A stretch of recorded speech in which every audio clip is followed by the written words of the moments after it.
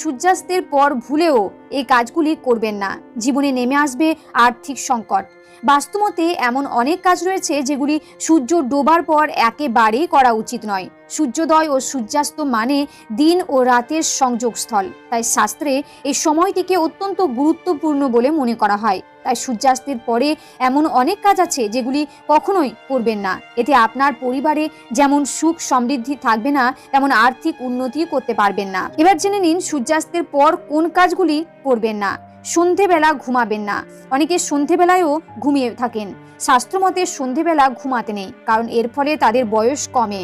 পাশাপাশি বাড়িতে নেতিবাচক শক্তির প্রসার ঘটে। আবার ধর্মীয় দৃষ্টিতে মনে করা হয় সন্ধেবেলা লক্ষ্মীর আগমন ঘটে।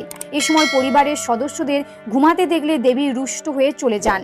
সূর্যাস্তের পর বাড়িতে ঝাঁট দিতে নেই। সূর্যাস্তের পর কখনো বাড়িতে বা উঠোনে ঝাঁট দিতে নেই, কারণ এটি আর্থিক অনটনকে স্বাগত